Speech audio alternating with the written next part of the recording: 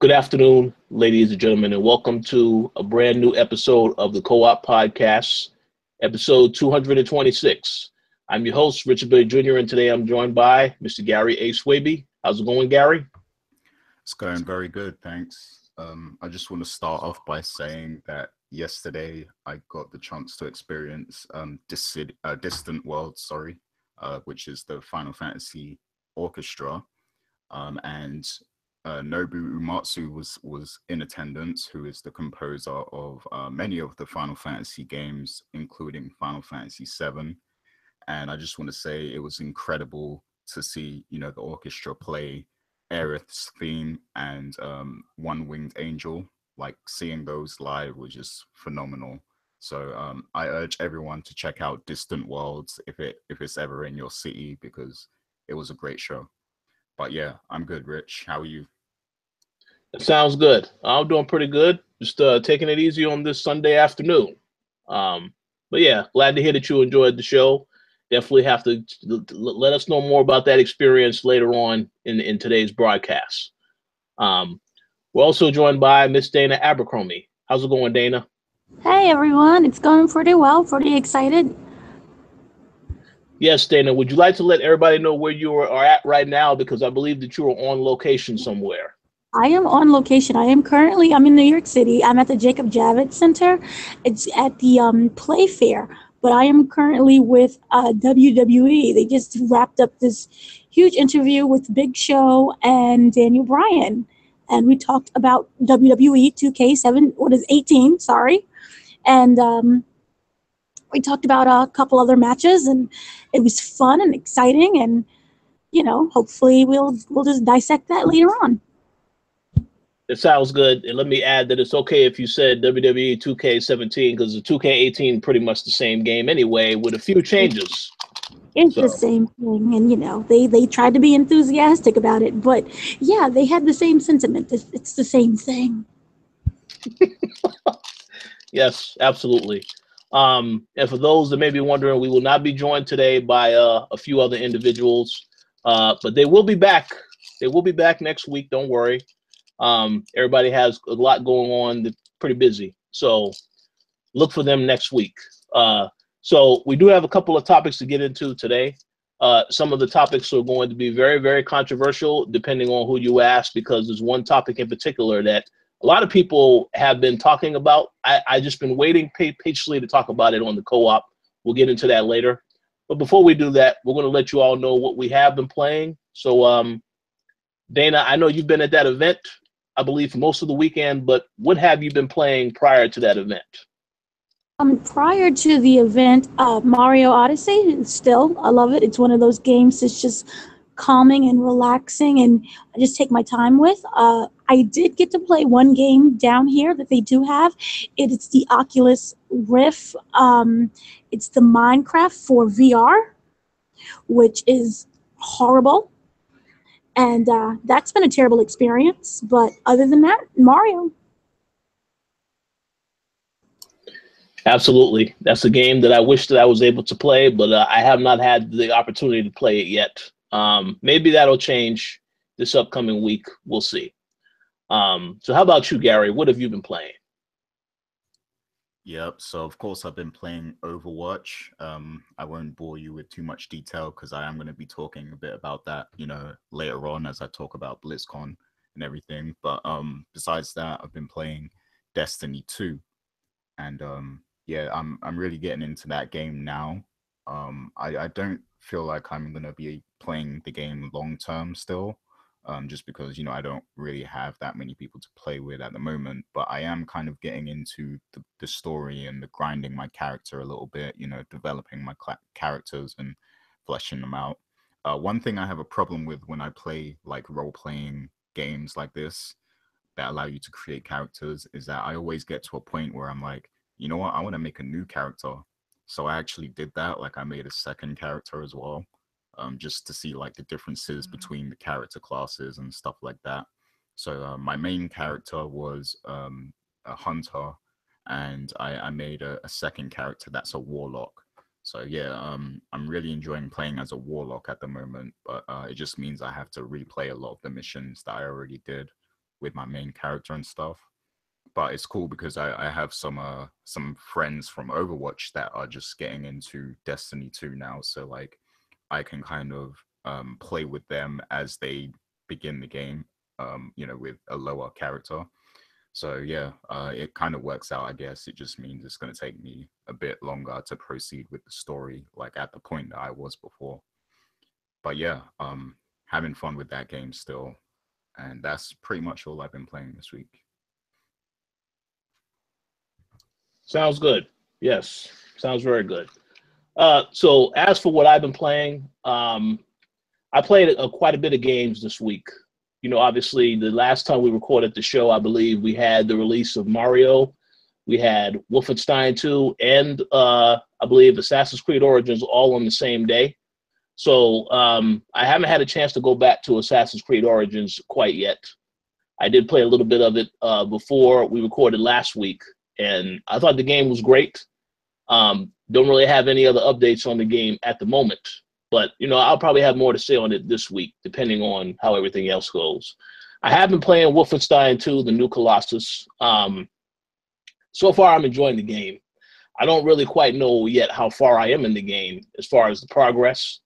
I've only really just met a few of the other characters that are on the Resistance Force. So maybe I would say maybe I'm about 2 or 3, maybe 4 missions in so far. But the game is fantastic. You know, I like the first game. And the main issue I had with the first game is that I really didn't feel as though that Machine Games had done a good job of actually making you feel as though you were threatened living in America now that the Nazis have taken over.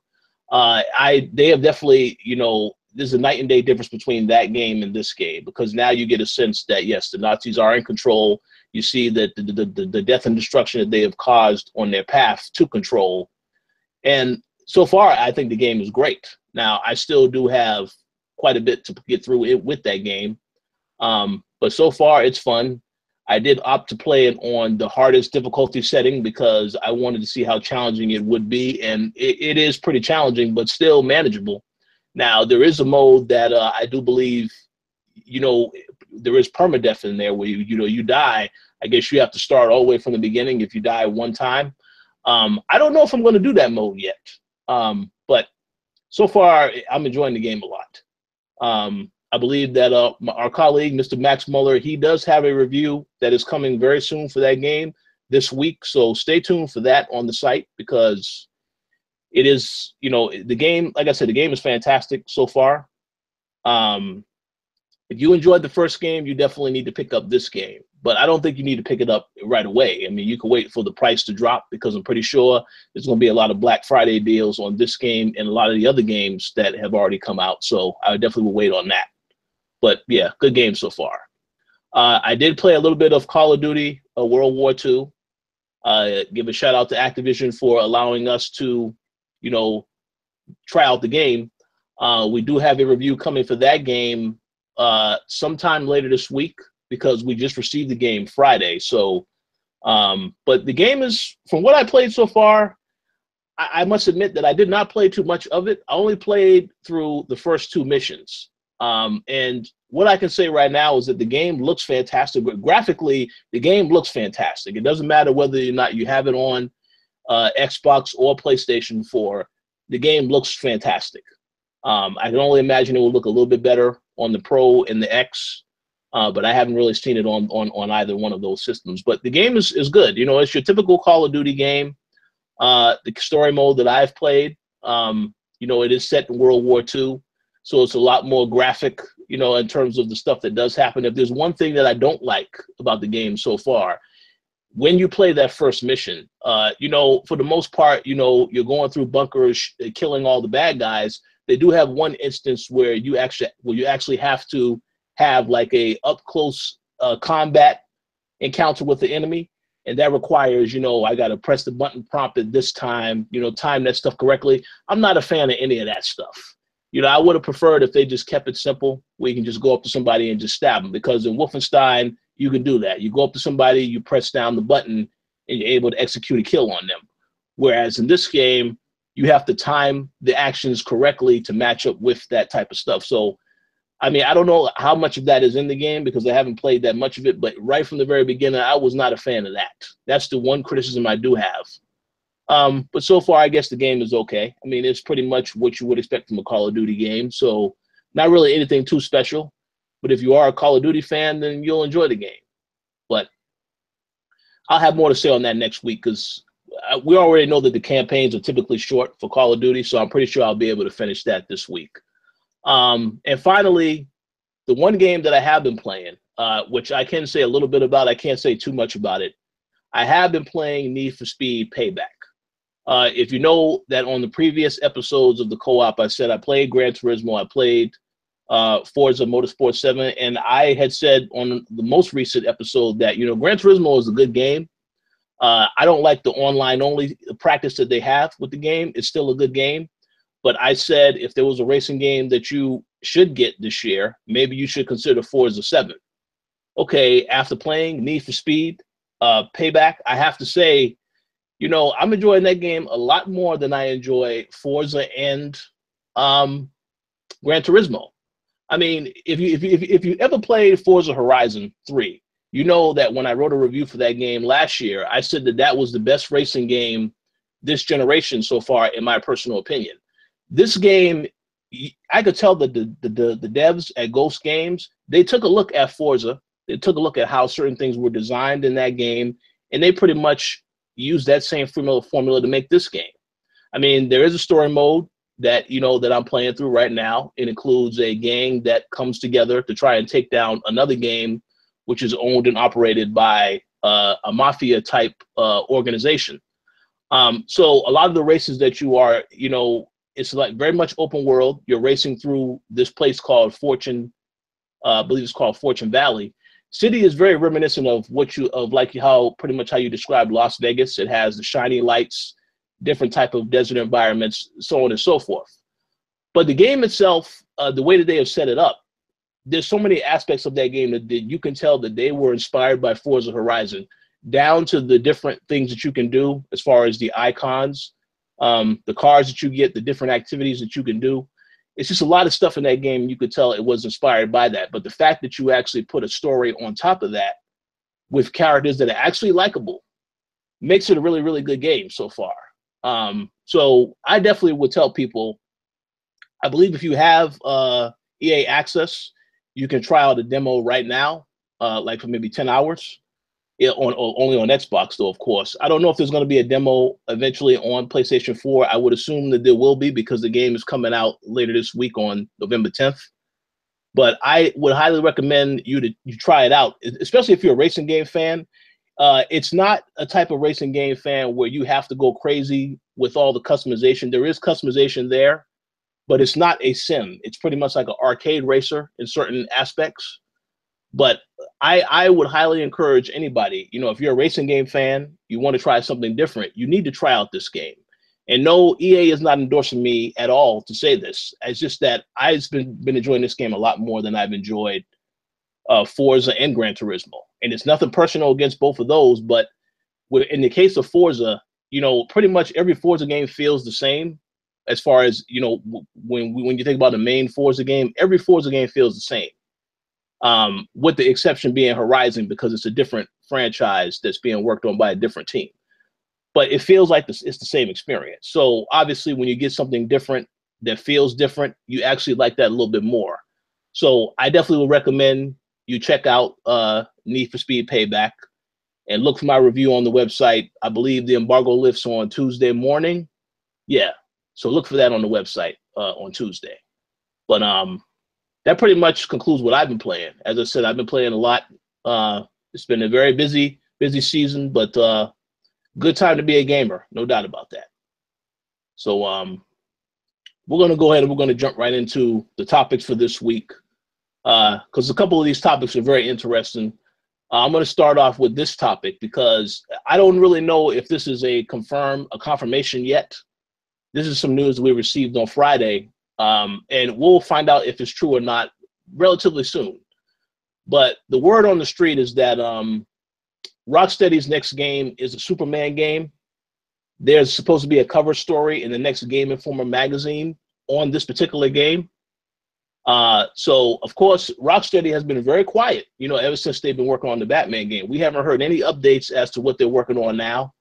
But according to this news, we're going to hear something very, very soon. So I believe, Gary, you wanted to ask the question, should they have gone in another direction, or, you know, should they, I mean, I wanted to ask you first, Gary, initially when you had that particular question, what are you basically saying? That should they have gone in a different direction, like do another game altogether, or should they just stay doing superhero games? So yeah, I mean, there's different ways to interpret the question, but like, okay, so this is based on a conversation I had yesterday with Ramiz, who, you know, he went to the Distant Worlds concert with me. So yeah, we on our way back on the train, we had this discussion about, you know, Rocksteady possibly making a Superman game, and we both agreed that a Superman game is kind of difficult to pull off. And you know, we would have preferred if it was like a Flash game or something, because a Flash game would be really cool. Like, you can run through the city, you know, you can level him up, you can learn new combos on how to attack people and everything like that. But when it comes to Superman, he's like the most OP character, and you know, if you start the game and you're limiting what he can do, that's just weird, because you know, that's just not Superman. Like, Superman is known for being OP and being able to obliterate, you know, anyone on Earth at any point in time. So it's like, what can they really do with this game? And also, like, how is it going to play mechanically? Like, how are you going to navigate the city, or, you know, wherever it's based? Because if it's open world, it's going to be really hard to pull off a good open world Superman game. Because, like, if you think about it, like, if you think of it in terms of Arkham City and Arkham Knight, right? You have the big, you know, Gotham City and everything, and Batman can, you know, he can use his grappling hook to swing across buildings. He can climb and do all this stuff, but Superman can just fly. So, like, you'll be able to fly through the whole map with ease. You know, it would have to be like a really gigantic map, you know, for you to really get that feel of covering a large distance, you know. So there's a lot of things to consider when making a game based around Superman, and that's the reason why there hasn't actually been a good Superman game when you really think about it. Like, it's been attempted before, but there hasn't been a good one, and that's for a reason, because it's easy to do characters like Batman and, you know, Flash, Spider-Man, you know, characters like that who are really kind of city based, and you know, they actually they're actually brawlers. Like, they can fight and everything, like they can engage in combat. But with Superman, you can't have him just, like, you know, engaging regular people like that, because he can just obliterate them at any point. Like, it's not even a fight. So are you going to have Superman constantly tackling aliens? Because I guess that's the only way you're going to be able to do it. Like, it'll have to be like an alien invasion, and there's just like constant alien attacks all over the planet or something like that. That's like the only real way there can be a challenge, you know, for Superman. So yeah, I think logistically, I would have preferred if they did a different Warner Brothers hero like Flash. And there's a couple others. Like, they could have did a Catwoman, because Catwoman was a big part of Batman. So I wouldn't be opposed to you know, just a Catwoman game, or a Nightwing game even would have been good. So yeah, I think they should have chose a different character from the DC universe. But that's just my thoughts on it. What do you guys think? I have a few thoughts, but Dana, I'm gonna let you go first.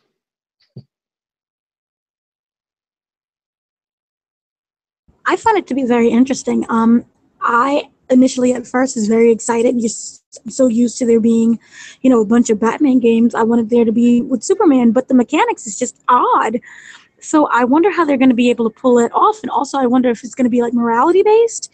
So will you be able to, you know, be like an evil Superman, or he's doing good? I don't know whether or not you're going to be playing as Clark Kent, and in that way they're able to balance out the game more. So I find this thing to be very interesting. I look forward to it, but I'm not as excited as before. You think that wore off? So let me start off what I was going to say, but let me give a shout out to Mr. Tony Polanco, because I know that he is somebody who has been wanting a good Superman game. I don't really know if this rumor with Rocksteady is accurate. If it is accurate, yeah, I have faith that they can do a good job. But again, it depends how they approach it. Now, to answer the question that you brought up earlier, Gary, about how they could potentially tackle it, the only way I think this game will work is if you have Superman start the game off in a weakened state. You could say that, you know, he got hurt real bad with some kryptonite, and now he has to go through the game and build up his strength, going up against different enemies, so on and so forth.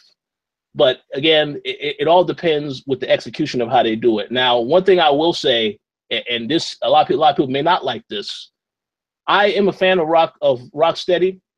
I was not a fan, though, of the last Batman Arkham game because of the car combat, because I know that they wanted to have the Batmobile in there, and to me, I felt there was too much of that, you know, and that was one of the reasons why I'm not really a fan of that game.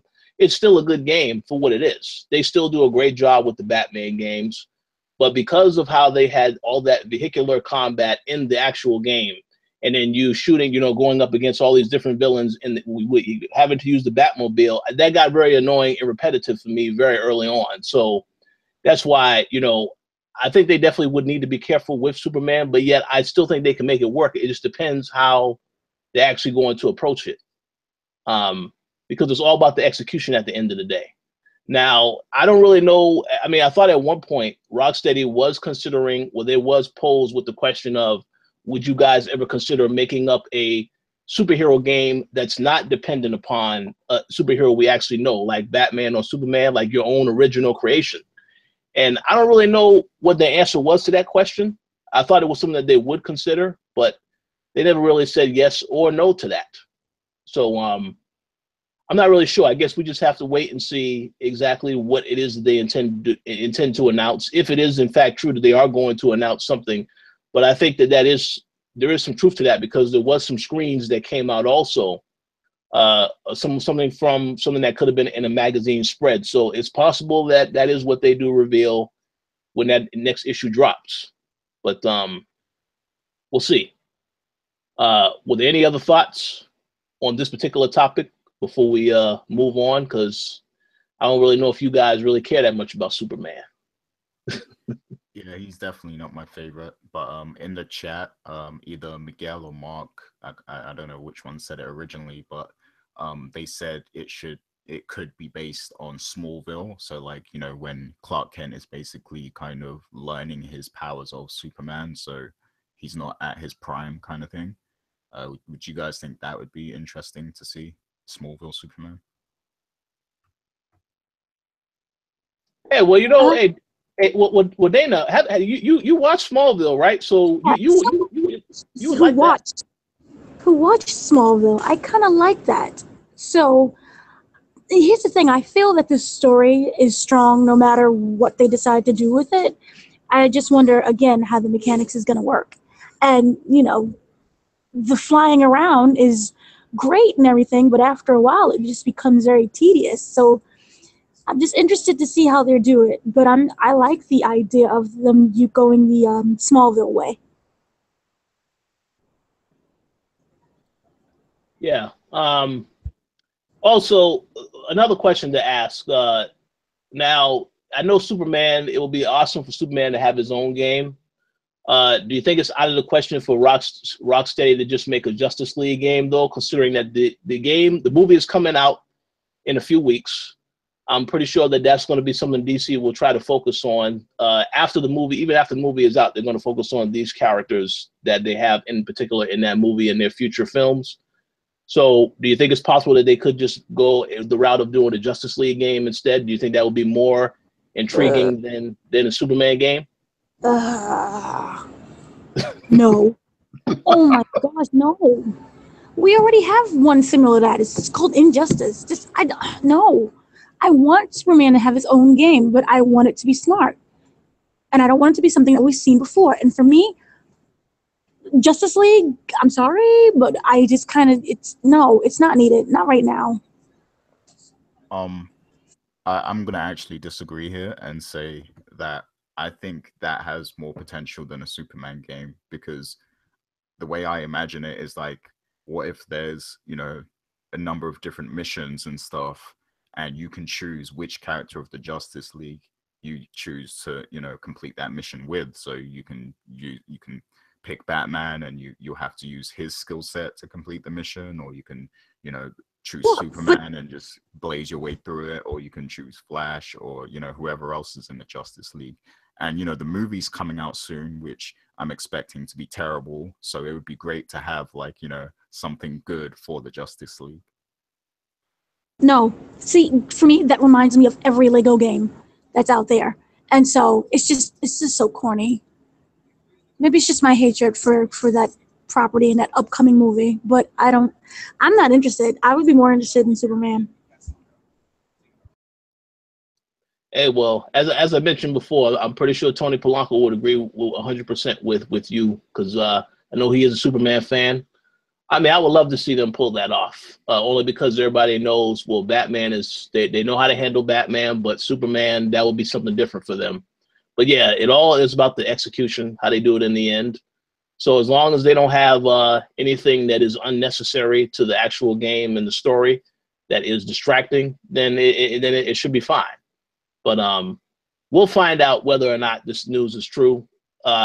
Again, we know Game Informer, the last time the story was reported on something that was in the magazine that actually came true. So I'll be very curious to see if this is actually the cover story and if this is the game they're working on. Because they, like I said, they've been very quiet for a while. So we'll see what happens. But, and that's what's the best about it, is that they're not saying anything. So even if it's a complete failure, we don't know. We're left out of the dark. Unlike other games and other companies, where they announce their game 2 years in advance, and then come to that time, we don't get anything, and they're like, "Oops, it's just delayed." So I like what they're doing. Let me give a shout out to Mark in the chat. He said that he thinks the cover is going to get revealed tomorrow. So, hey, well, that's interesting. So by the time this episode goes up, maybe we'll have an answer. We'll see. But yeah, I'm very curious to see what's going on with them, because they've been quiet. So we'll see about that. But any final thoughts on this topic before we move on to the next? Nothing else from me. Okay, Gary. So this next topic is all you. First and foremost, let's make sure we give a shout out to Tatiana, because she's actually at BlizzCon right now. But I believe you had something you wanted to say about something that took place at BlizzCon over these last couple of days, Gary. So the floor is yours. Yeah, let me just say that, shouts to Tatiana for being there. And I was very jealous because I wanted to be there too. But BlizzCon happened. It's been happening the whole weekend. And I've been following, some things very closely, of course, the Overwatch stuff. But there were some other announcements. So I'm just going to, run through a few things, a few notable things that was announced there, so that, people can get an idea of what happened. So StarCraft 2 is going free to play. And there's going to be an expansion called Wings of Liberty that, people are going to be able to play for free once the game goes free to play. I believe it goes free on November 14th. So yeah, if you guys have ever wanted to play StarCraft 2, now's your chance to get in there for free. And to the people who have already, bought the previous expansion for StarCraft 2, they're going to get another, they're going to get an expansion for free as well, like something else for free. So yeah, there's no losses there, and they're like, you're going to be able to play competitive mode and everything like that for free as well.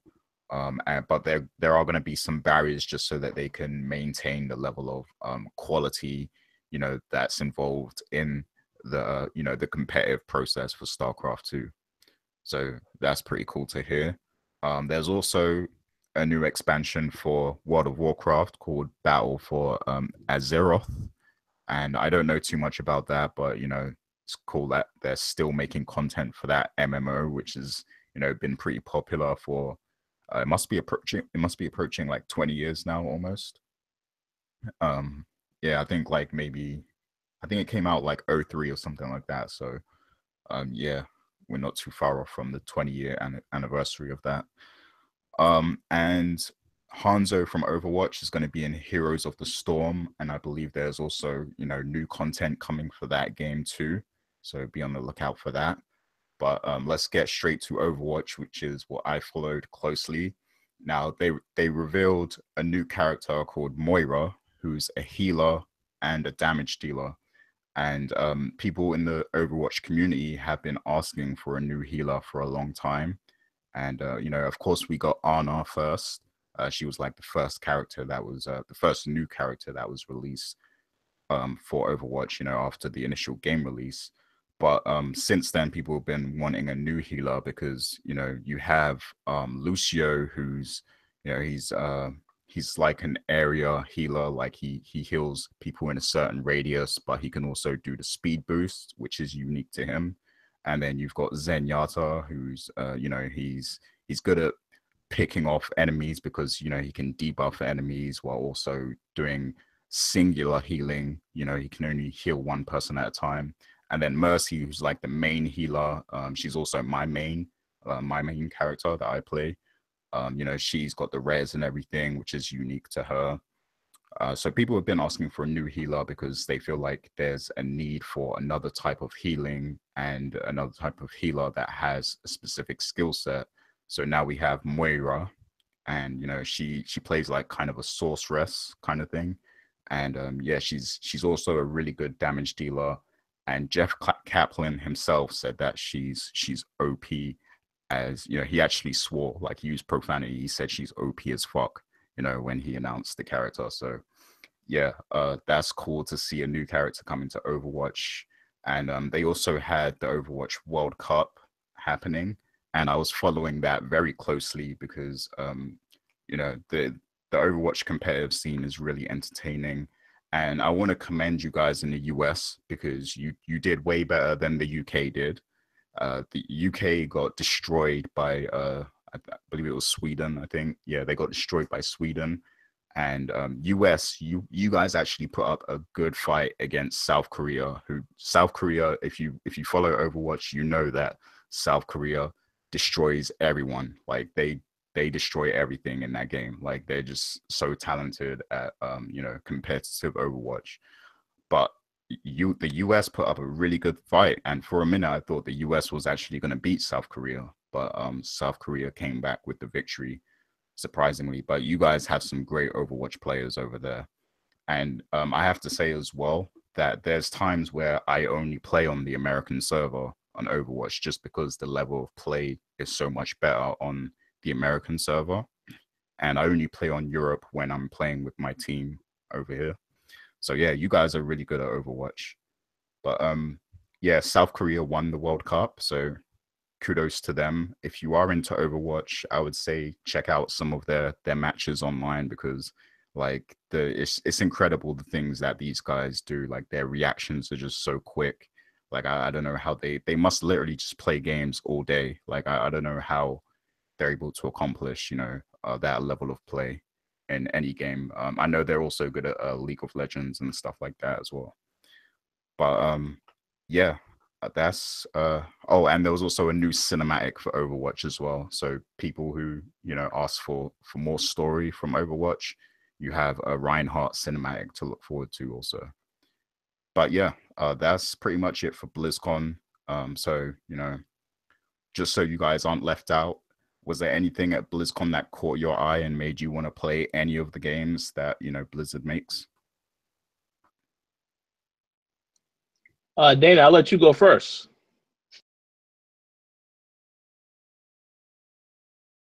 No, not really. I'm disappointed. Sorry. It looks really fun and exciting, and I'm excited for you. Okay, so I'll just say this. Let's give a shout out to Mark in the chat. He said that they need to hire you, Gary. You can make 6 figures a year playing Overwatch. Yeah, I agree with that.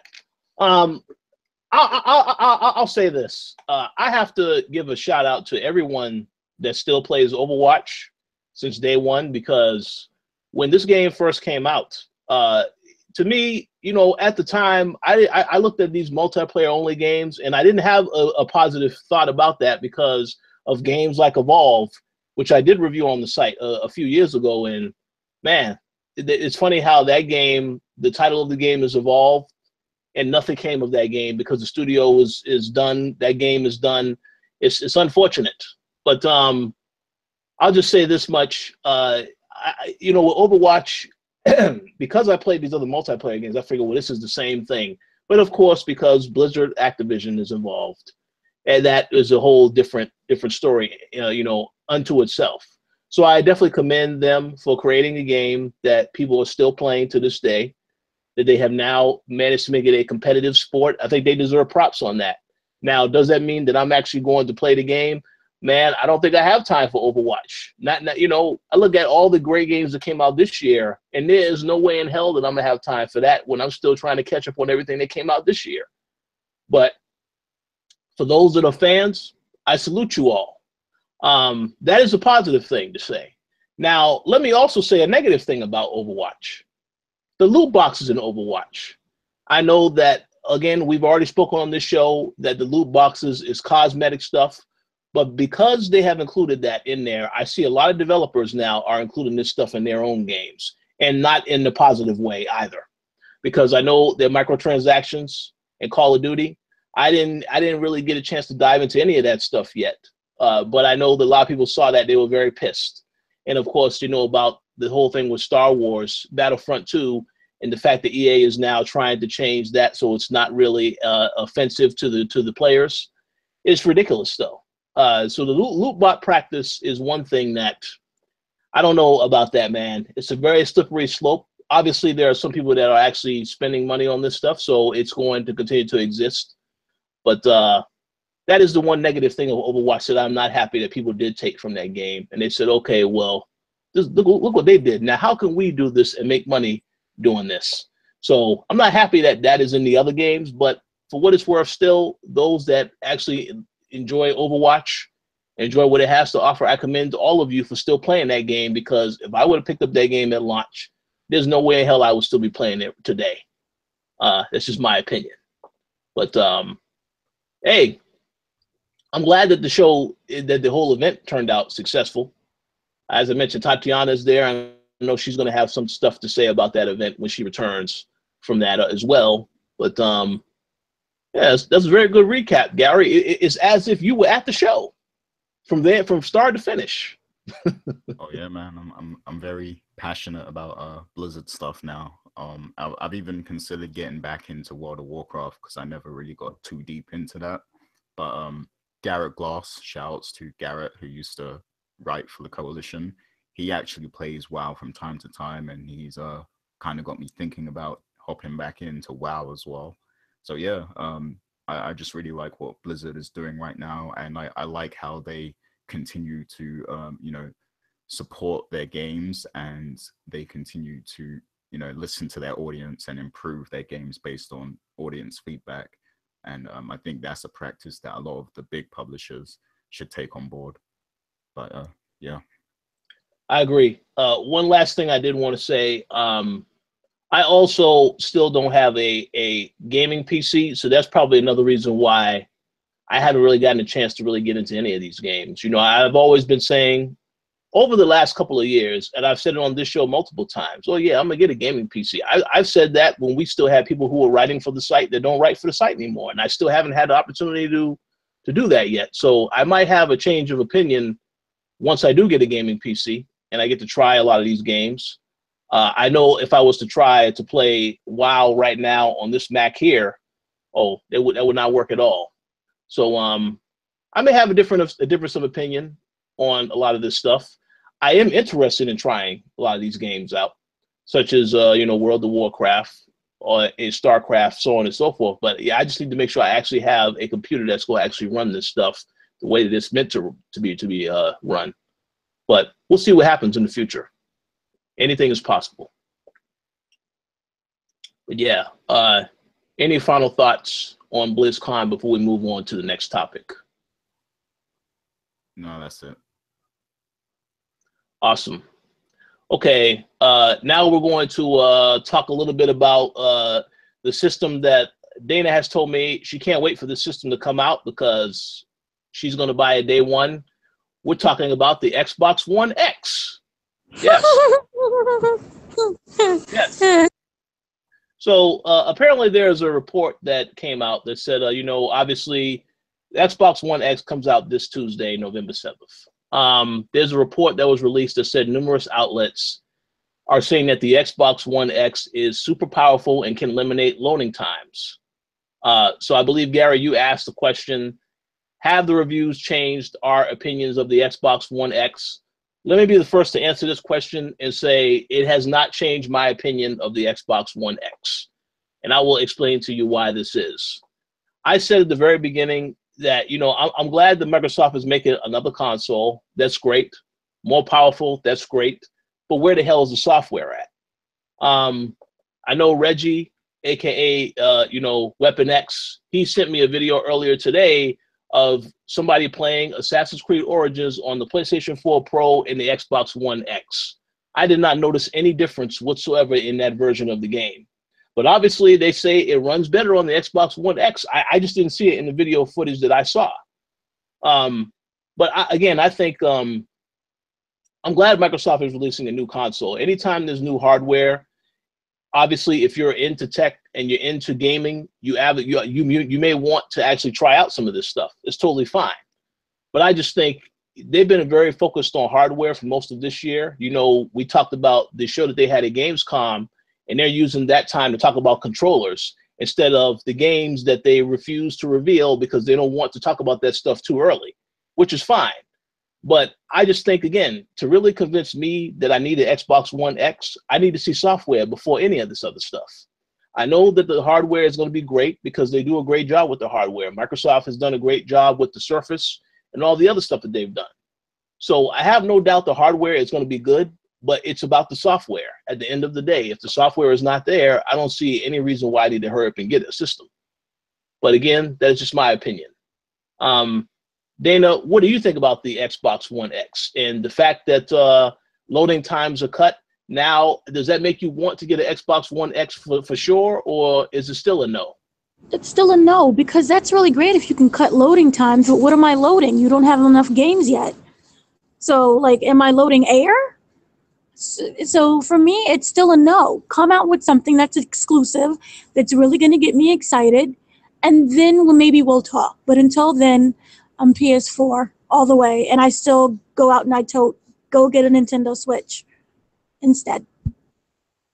I agree. You can actually find the Switch now because they're everywhere. I've seen a whole bunch of them at Best Buy, a whole bunch of places. So yeah, that is a good recommendation. Gary, I know that you actually have an Xbox Live account that you use on PC. So are you now tempted to get an Xbox One X? No, not at all. I'm not interested at all at the moment. And just touching on that point you mentioned earlier, Rich, in terms of the games and Phil Spencer being a bit cautious with announcing games that are coming. I think you kind of need to let that go a little bit because, Sony have been announcing games that aren't coming out for like years. For the past 4 years, they've been doing that. So, they're like PS4 is winning. They're like the top selling console this generation so far. So Microsoft needs to look at that and just say, look, some people don't like when we announce games, far ahead of time and they have to wait, but it's working for Sony. So I feel like we should do that now because we have a new console coming out and we need to give people a reason to buy the console. If we know that there's, some spectacular game coming out next year or the year after or something like that, we're going to be more inclined to buy the system ahead of time just so that we're ready for that game when it comes out. But if there's no word whatsoever on what games are coming out, and we already know that one of the games that was anticipated has been cancelled, that doesn't do much for consumer confidence in your product. So they need to start announcing these games. It's getting to the point where we need to know something, like, especially if you're releasing this console. It's coming out next week. I've barely heard a word about it. Of course, I looked up the reviews just because, you know, we work at a site, so we're going to look up this stuff and, you know, see what's going on and everything. But to the average consumer, you're not really giving them much of a reason to buy the console. And, you know, that's kind of worrying. And also the message is still a little mixed, because I do remember when they said that, you know, this was just going to be a high-end product for those who want the 4K experience. But then, you know, in other interviews and discussions, they're kind of hyping it up as the next best console and a powerhouse, and, you know, how it's going to lead the way forward and that sort of thing. So the messaging is also mixed. Like, we don't know whether this is just an optional high-end product for them, or if it's what they're kind of banking on in the future. So yeah, like, they need a strong, solid marketing plan. It's going to be very interesting to see what those first month sales are like. I know we have holidays coming up, Black Friday's coming, you know, and everything. So maybe they will get, you know, a huge influx of sales in November. You know, maybe it will do well, but then it's going to be interesting to see if it maintains that afterward. So. Very, very good points. Now, the two quick things I want to say. Yes, that was a very good explanation from beginning to end. One thing you said in particular, you bring up a very good point, and we can say this in defense of Microsoft. You mentioned how when the PlayStation 4 came out, they kept saying, well, the exclusives are coming. And it took a while, but eventually now they've gotten to the point where they have games. So, yeah, I don't see a lot of people using that and saying, well, that's what happened with PlayStation 4, so let's be fair now. This is what's happening with Microsoft, so it's fine. And they'll make a very good point. Yes, that is a very good point. So, you know, now that the hardware is going to be out there, we will see if they deliver with the games. You know, one thing I did want to say is that you know, I don't really know if any of this information is accurate, but I did see a report that was released about a few days ago that said that Sony is releasing a PlayStation 4 Pro bundle the exact same day as this Xbox One X console release. And the other thing about that is that the Horizon DLC, the Frozen Wilds, comes out the same day. So the word on the street is that bundle is going to be a white PlayStation 4 Pro, 1 terabyte. And I don't know if Horizon comes with it or anything. I mean, we may get an announcement on that, I would think maybe tomorrow, or, you know, I mean, I don't know, but that was what I had heard. I don't know if that's accurate. I guess we'll find out this week, but interesting timing of Sony to do that if that is the case. But we do know the game is coming out. That Horizon expansion is coming out the same day the Xbox One X launches. So it's going to be interesting to see how that pans out. I will say, though, of course, we already know whenever new hardware comes out, it does sell at the beginning, you know. So I do expect the Xbox One X to sell, at least for this month. As you said, afterward, this is what we need to see. Now, obviously, next month we know PUBG is coming out on December 12th in the game preview, and there's going to also be a physical version for those that want to pick it up in stores. So we're going to get a chance to see whether or not people are actually going to flock to buy this game. They can purchase it now on the Xbox store if they want. But I'm very curious to see how that turns out for Microsoft, because of all the other games coming out, there's no other game that's coming out until next year. You know, Crackdown, they pushed that out. That got pushed out further into spring 2018. I personally think they should have just launched the console at that time, because that was a game a lot of people was thinking, even though it necessarily may not push console sales, I still think they need to have some type of game out there at launch. Now, I know they have Super Lucky's Tale. I don't know anybody that's interested in that game, but maybe there is somebody interested in it. But I just think, for the most part, I expect Microsoft the console is still going to sell when it comes out, because anytime something new is out, typically it does sell.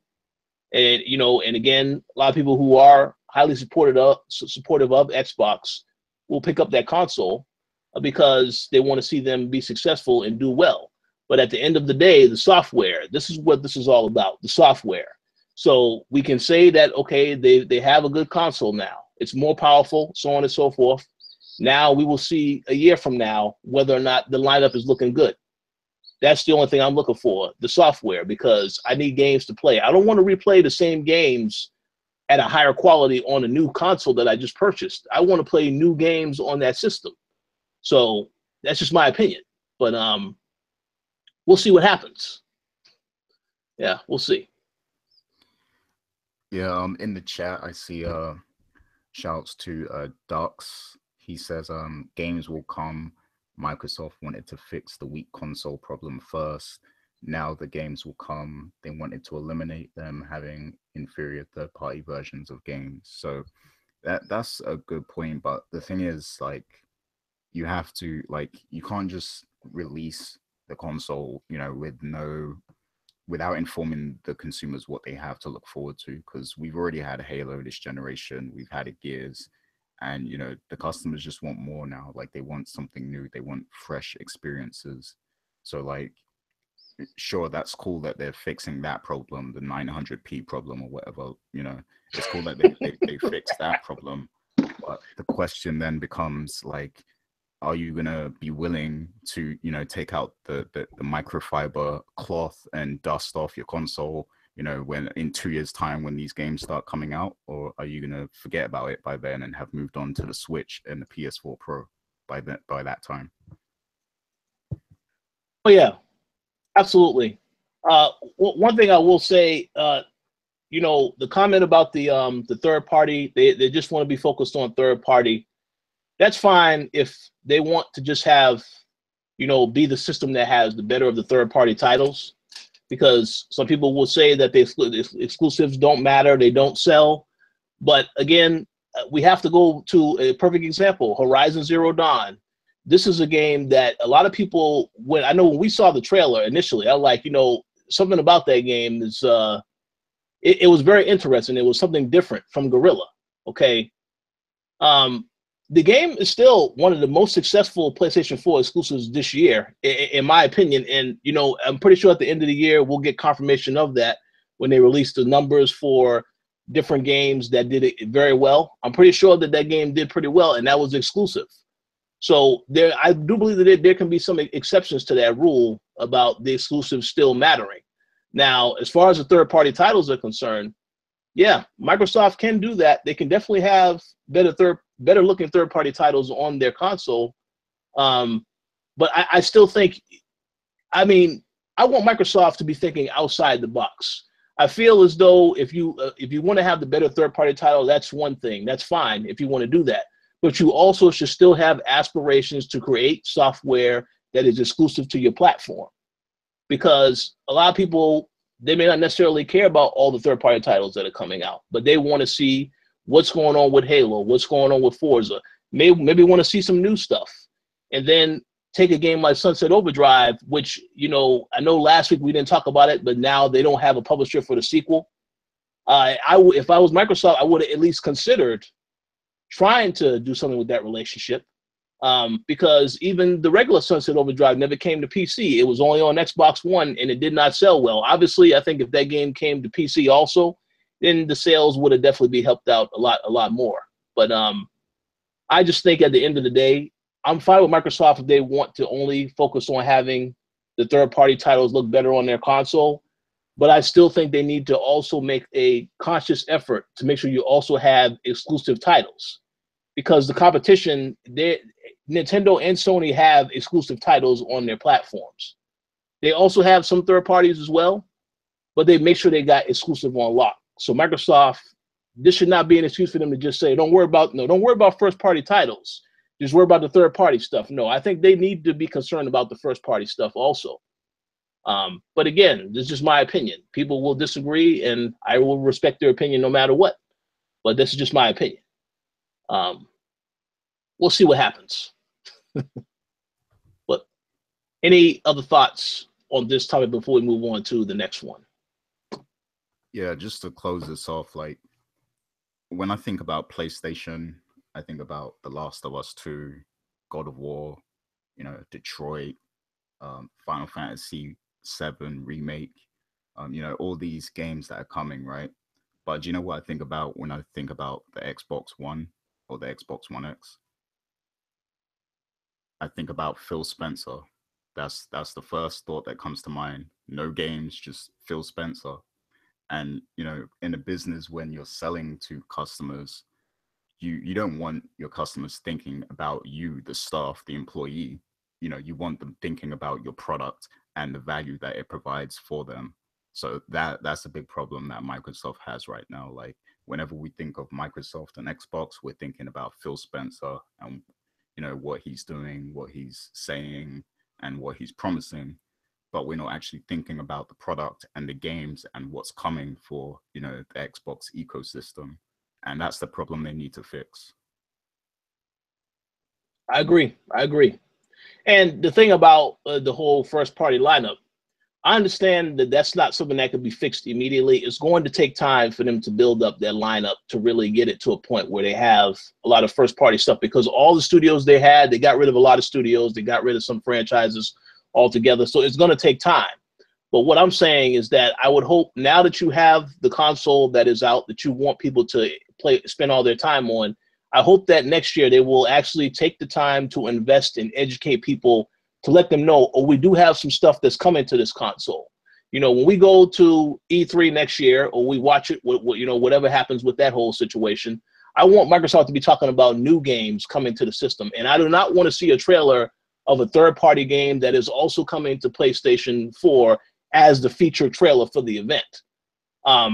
Like with Metro, that Metro game that they showed, Metro Exodus, that game looks absolutely fantastic. But you know it's coming to everything else because it's not an exclusive to the system. And that's fine. That's totally fine. But you need to also make sure that you are showing us titles that are actually exclusive. Like when the time they spent on that trailer or on a Call of Duty trailer compared to the time they spent on Crackdown, that was just insulting, because Crackdown is supposed to be a title exclusive to Microsoft. So I'm just saying, make sure that you actually do a better job next year showing us what's coming to the console. You have a new console, great. That's awesome. Fantastic. But now we need to see what are the games that are coming to this console, as to why you need to show me why spending that $500 worth spending. So they have work to do on that. But with that said, we'll find out what their long-term plans are. You know, we'll start to see some stuff take shape next year, I would hope. But yeah, it's up in the air, but we'll see about that.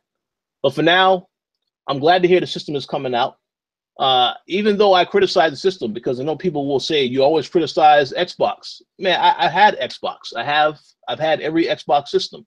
I still plan to get this system. I just don't think I need to get it at launch, because I haven't seen any reason why I need to have it day one. But next year, if they show me a lot of games I'm interested in, oh yeah, absolutely. No doubt about it, I will consider picking it up. But for now, yeah, they got some work to do. That's all I'm saying. But looking forward to seeing what they do, because they know they got work they got to do. So any other thoughts before we move on to the next topic? That's it from me. Awesome. Okay, so now we're going to get into Paris Games Week. We're going to talk about this trailer, this controversial trailer. I want to address a few of the other things with the actual Sony show first, because first and foremost, I will say I did watch the Sony conference from beginning to end. We got a couple of announcements, a lot of different games. You know, we heard. Well, let's start with the pre-show. We found out that Guacamelee 2 was coming out. I enjoyed the first game, so I was excited to hear that. This is a game that obviously will be on every system, I'm assuming. It will be on Xbox also. So that was good. But now getting into the actual trailers. Well, actually, let me backtrack for a second. Let me ask you guys first, what were some things that you enjoyed about Sony show? And I'm going to start with you first, Dana. Let me know what you enjoyed about the actual conference, whether it's the pre-show or the actual show itself.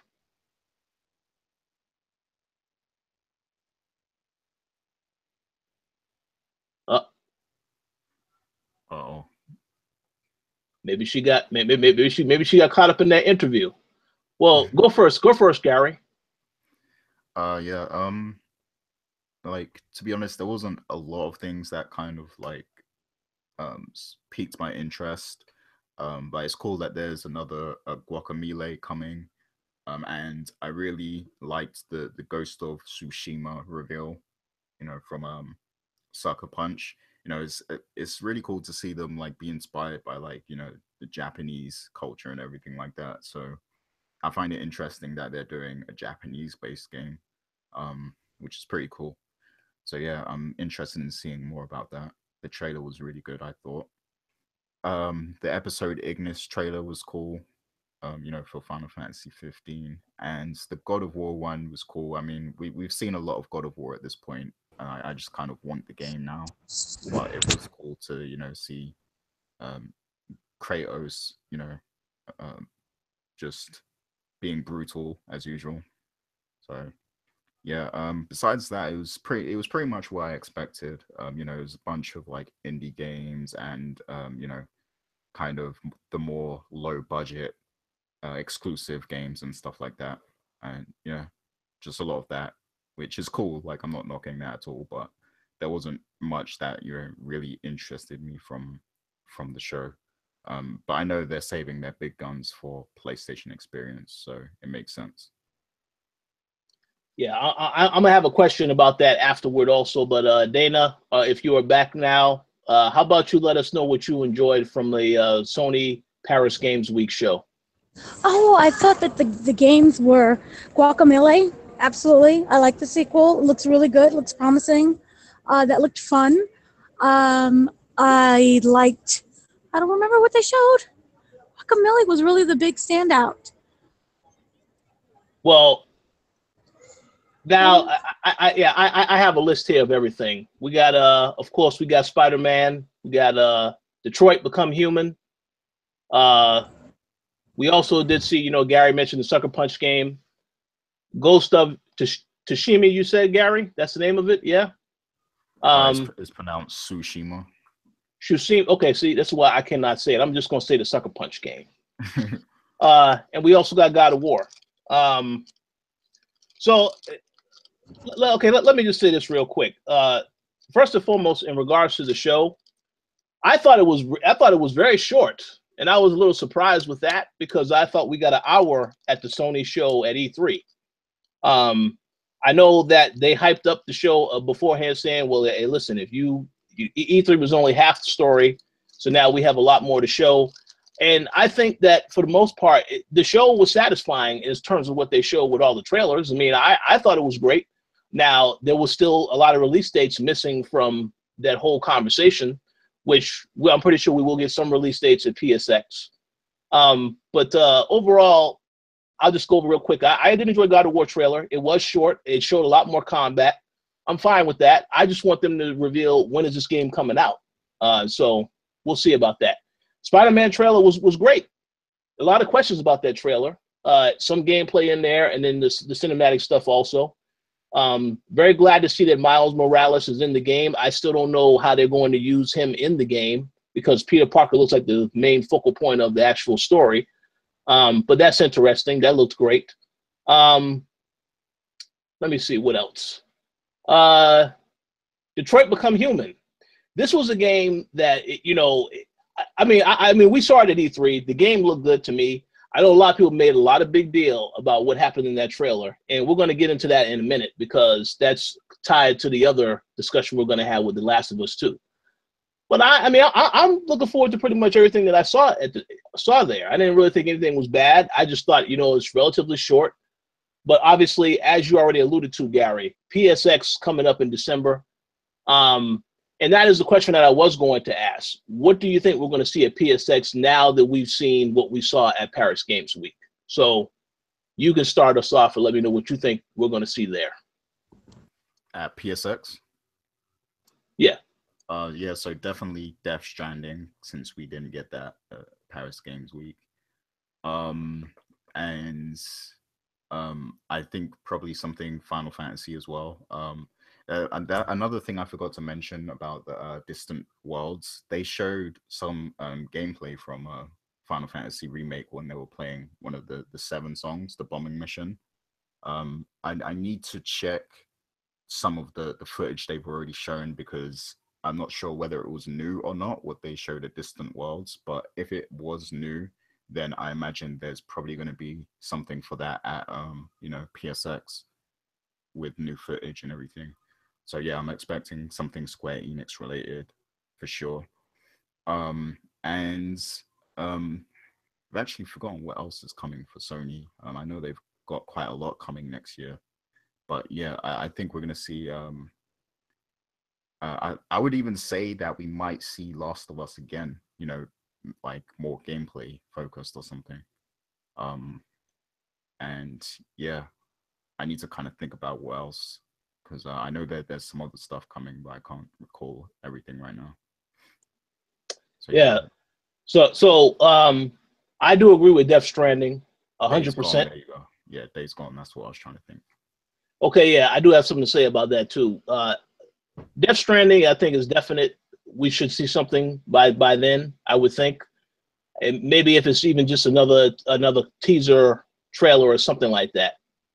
I don't really think it's going to be any gameplay, but I could be wrong. I mean, do not have no idea how far in development they are on that game.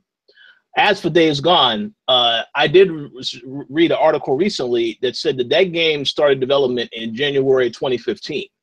So I don't think that we're going to see that game drop in 2018. If it does drop in 2018, it's going to be towards the end of the year. But I can see Sony pushing that to the beginning of 2019. But yeah, that wasn't at the show at all. And I think the reason why it wasn't at the show is because, you know, yeah, they obviously need more time to develop it. They don't want to show it at every single show. And, you know, they had to show some stuff because Last of Us 2 wasn't at E3. So that's fine. But in terms of PSX, yeah, there's a lot of things that are still coming. I have no idea. Yeah, I'm glad that Black Star mentioned in the chat Shadow of Colossus. That does look great. That is about the only thing that we have a release date for, because that's coming out in February.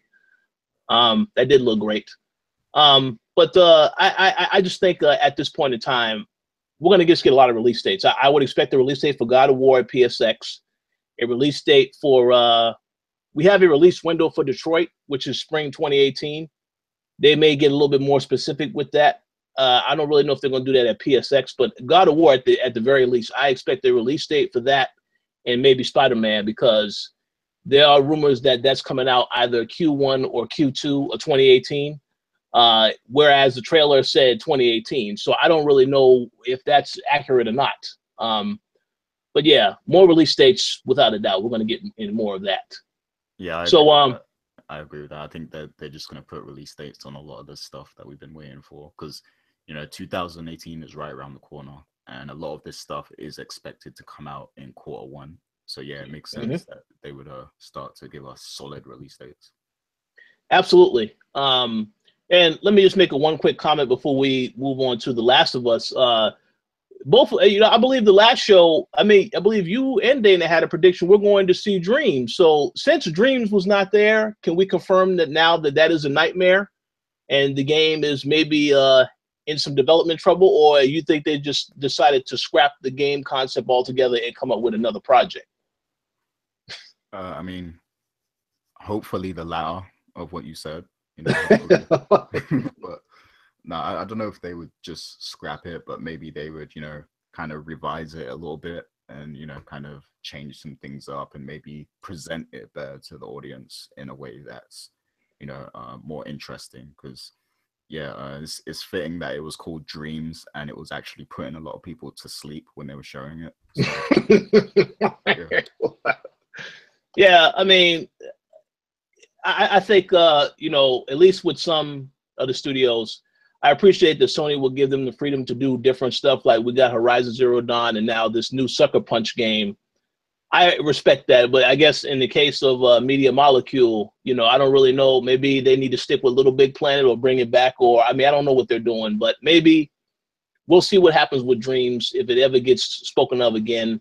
I know Wild, the other game that they showed at Paris Games Week the following time that they were there, that wasn't there. And I think that is because, you know, the lead guy in charge, this is the same guy working on Beyond Good and Evil. I think that now they are really trying to work on that. So I don't know when Wild is coming out, you know, where it's at in development, none of that stuff. But I mean, even so, Sony has shown that they have a lot of great titles coming. So really not anything to worry about at this point. It's a lot of great software on its way. 2018 is going to be another great year for Sony.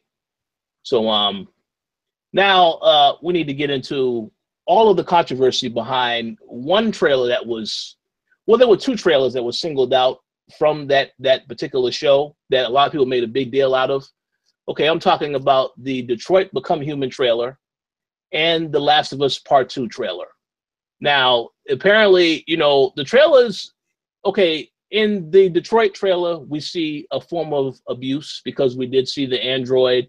You know, it looked like there was a suggested abusive parent that was trying to do something with the kid, and the android was trying to protect the kid.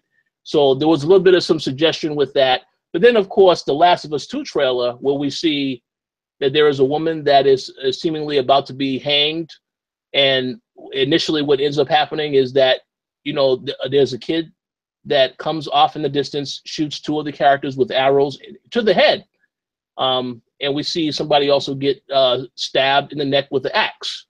So initially, when those trailers came out, you know, shortly thereafter, a lot of the bigger sites, you know, we have sites like Polygon, IGN, they decided to write articles talking about how offended they were with the trailers, that they think that Naughty Dog, in the case of the Last of Us 2 trailer, they used that violence to basically sell the game, and that they felt like that was a little bit too far.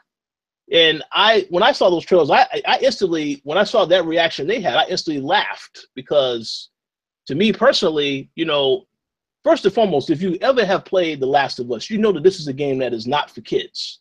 It's very violent in nature, and you have to show that because of the world in which the characters live in. So for anyone to be offended by that, I'm thinking to myself, did you even play the first game? Did you not know what this game is about? I mean, this is the type of stuff that I expect to see in a game with that type of subject matter. So I was surprised that people were offended by that. It's not controversial in any way, and violence, you know, there's a lot of games that have been violent, so this is not anything that's different. But with that said, Dana, I want to get your point of view on this, because we haven't really talked about this prior to recording anything. So I want to get, what are your thoughts on the outrage over both of these trailers? Well, it's simple. If you know exactly what it is that you're getting into, this is not that just came out and people never heard of it before. And if you find it to be too violent, then go play Candy Crush. We have a whole different array of games that are created, everything from children's games to violent games to VR games. So there's something for everybody. This is not something that's saying, oh, we're going to just be violent to violent.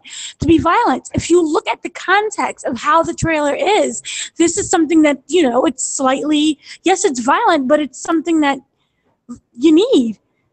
Woman is about to be hung. You have the other one with the child, and what exactly do they expect people to do? To talk it out? I'm not sure. But for me, it is perfectly done. Brutal for some people, but suck it up. Don't watch it. Why are you watching the trailer?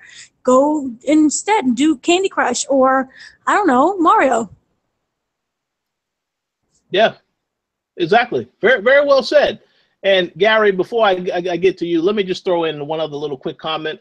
For anyone that is offended by what they saw in Last of Us Part 2 or what they saw in the trailer for Detroit, I would tell that publication to say, you know what, we don't want to review your game. Send Sony our way, and we'll be happy to review the game so we can tell people what we honestly think of the game. Because in my personal opinion, you know that these games are rated mature. In the case of Last of Us, again, it really is something to laugh at, because the first game, you see characters getting shot in the head, all types of stuff. And now all of a sudden you have a problem with the sequel because you saw this stuff happening. I don't get it. Now, Gary, the floor is yours, and you can feel free to tell me what we spoke about prior to recording, because you had some other thoughts about this. So go ahead. Yeah, first of all, I just want to say that go play Candy Crush is like the quotable of the year for the co-op. Shoutouts to Dana on that. But yeah, as for my thoughts on this, like stuff like this just, you know, it gets me aggravated. And you know, like it's just this whole, like, I'm not against feminism, right? Like there's a lot of values, like the core principles of feminism that I actually agree with, like women should be able to vote, women should get paid the same as men. You know, I agree with all that stuff, but I hate these fake online feminists who, you know, find outrage at the most stupid, you know, irrelevant things like this. Like it really annoys me, because, you know, she wouldn't have said anything at all if it was all men in that trailer, you know, and that's what really annoys me. Like you're, you know, creating this fake outrage over something that you overlook when it's the opposite sex.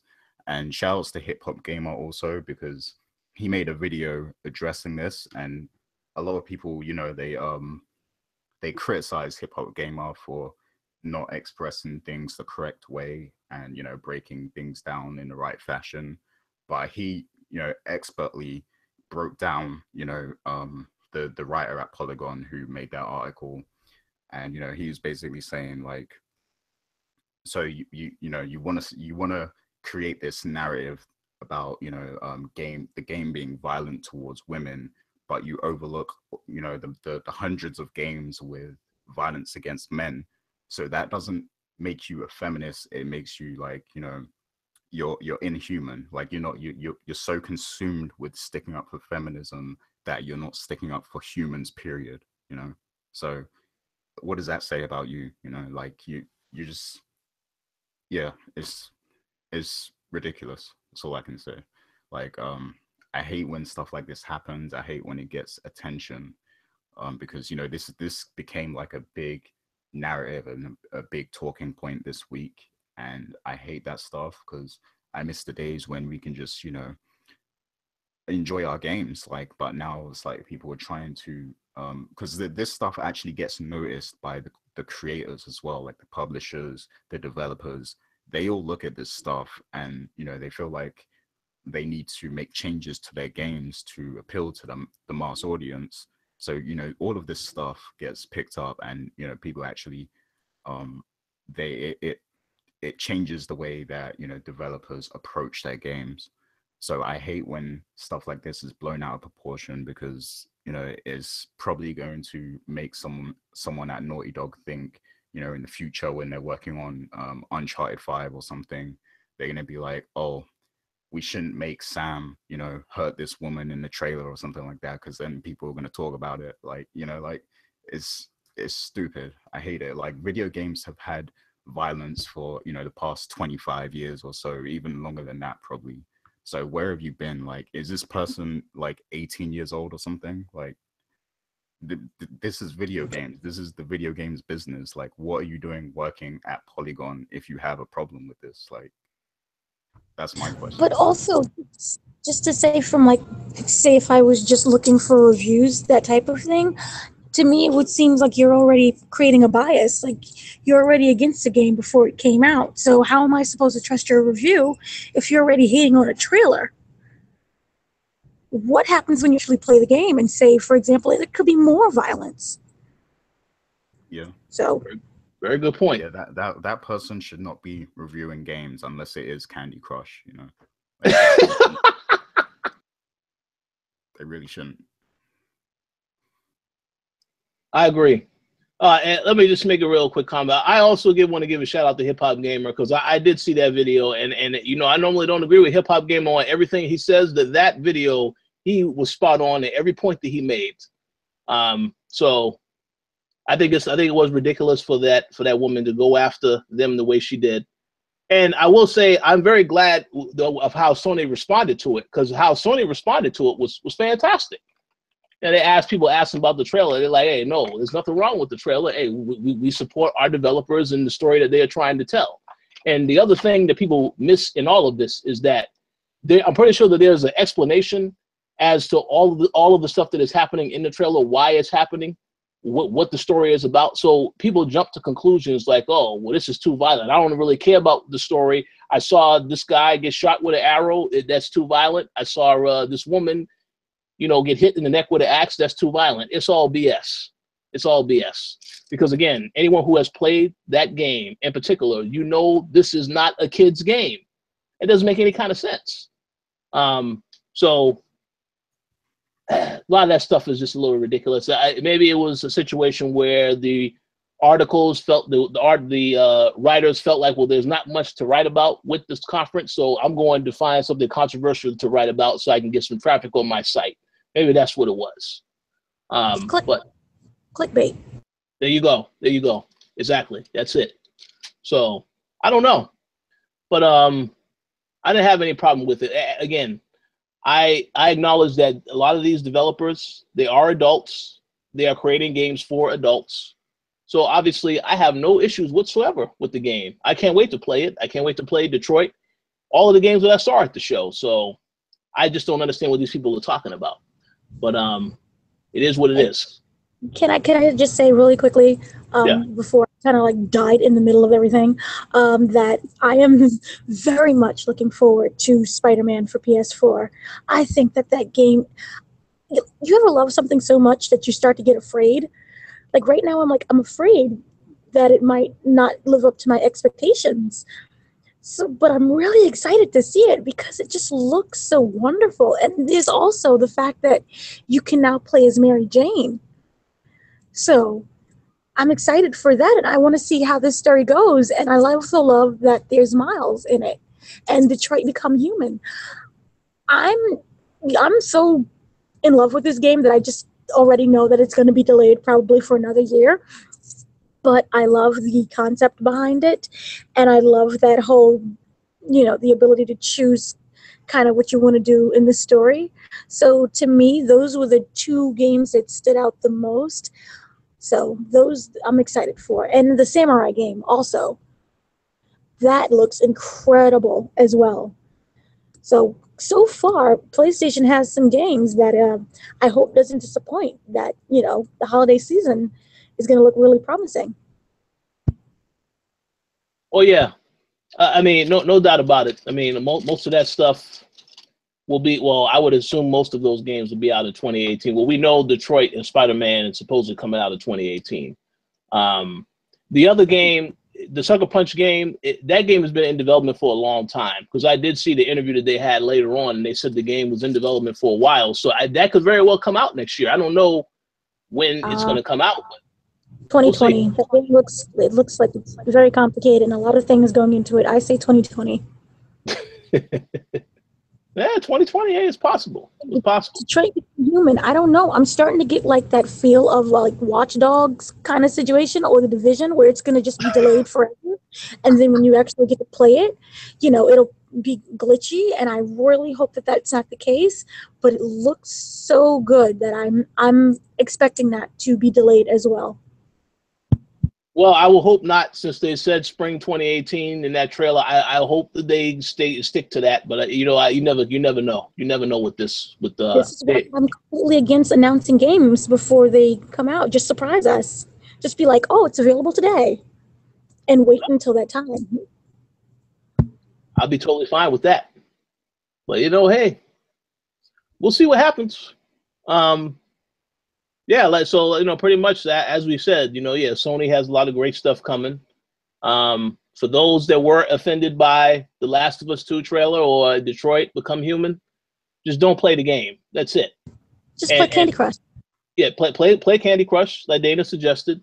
And again, if you are someone who you let these sites dictate to you, oh, you shouldn't play this game because it's too violent, well, then you need to really reevaluate why you need to listen to what they're saying over what you actually want, because you're supposed to be your opinion as to whether or not you want to play something. Evaluate your whole life if that's the situation where you're letting others dictate what you play.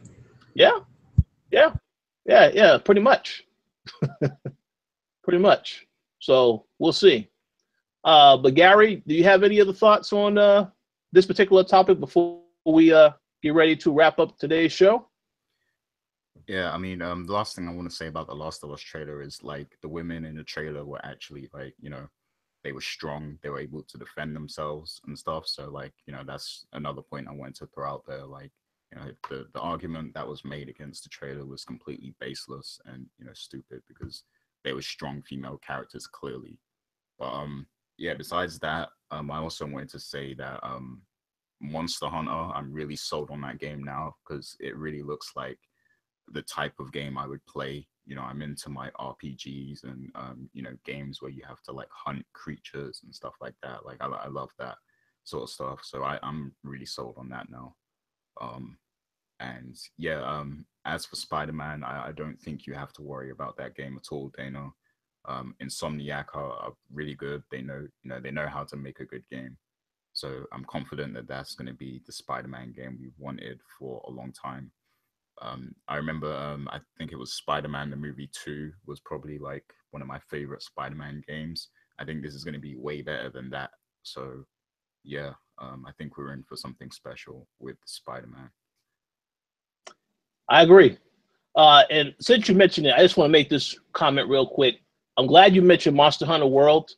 Man, such a smart decision for Sony to get the exclusive beta on PlayStation 4. And then to have, you know, Aloy as a character in the game, that right there is how you successfully make use of a marketing deal with PlayStation. They really deserve props on that, because if anybody was a fan of Horizon Zero Dawn, you would never think, oh, well, maybe they can get that character in the game, and they got it in there. That they need to get some props on that move, because that will guarantee that game is going to do it very, very well on PlayStation 4 next year.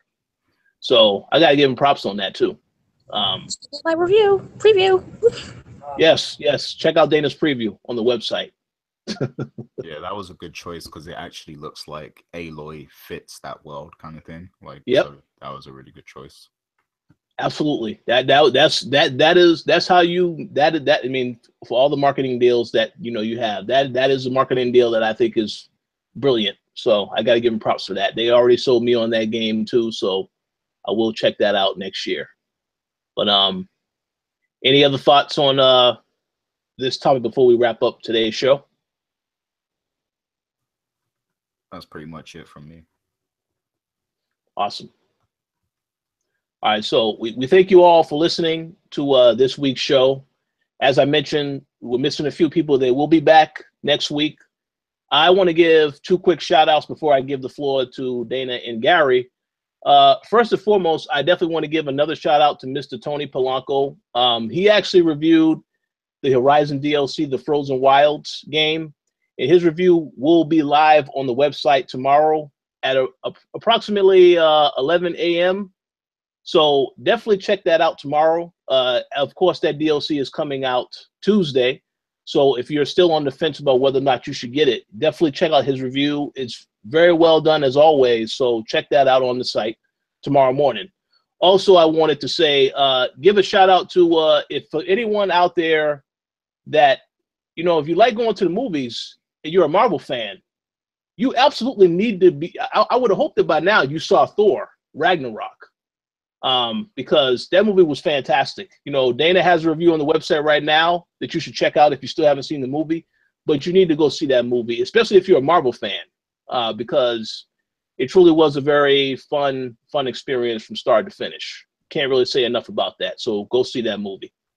But I'm now going to allow you guys to do your shout out. So Dana, you have any shout outs that you would like to give? I would like to shout out everyone who's in the chat and everyone who's listening. I'm going to take away my shout out to Oculus Rift. You guys sit on a throne of lies. They said that they improved their set, their gaming system, and I want to say that when I first played it, I originally landed on the floor, had a huge migraine and suffered dizziness, and their huge upgrade, I had the same thing as well, but this time I didn't vomit. So you guys still suck. For me, I'm not playing anything that's related to you guys ever again. No. So you get an unshout out and shout out randomly to WWE, even though they have a really sucky game. They provided really great interviews. So yay to them. That's good. All right. I would like to give a shout out to everybody in the chat that was in the chat today. Thank you all for the continued support, as well as the Patreon supporters. We do have a lot coming this week to the site. As I mentioned earlier, Tony wrote that review. I have a review for Need for Speed Payback coming on Tuesday. We have a whole bunch of other reviews and other stuff coming, so make sure you stay tuned to the site this week. And Gary, the floor is now yours. Yep. So, of course, big shouts to all of our Patreon supporters: M. Collins, Sean Gority, Stephen Ferron, Mauricio Aguilar, Himdil, Fergus Mills, Lelwyn Leslie, Nicholas Alvarez, Miguel, and Mark. We appreciate all of you guys, and shouts to everyone who was in the chat today. Also, I see Black Star in there, Illustrated DEO's in there, Mark's in there, Wesley. Thanks for chopping up with us, all you guys. Even the new people I saw in there today as well. The guy from earlier who was talking about the Xbox, I can't recall his name. I think it was Darks or something. Shouts to you. Thanks for joining us today. And a big shouts to the Koalition staff. Dana's out there putting in work right now at that event and everything. So big shouts to you. Big shouts to Richard for, he did a lot this week, in terms of coverage and, reviews and everything like that, and keeping things in order on the back end. And shouts to the Throwdown team, Max, JJ, and everyone at the Koalition team. Because, yeah, we're all doing good work right now. That's absolutely. Sounds good. Absolutely. So thank you all for the continued support, and we will talk to you all next week.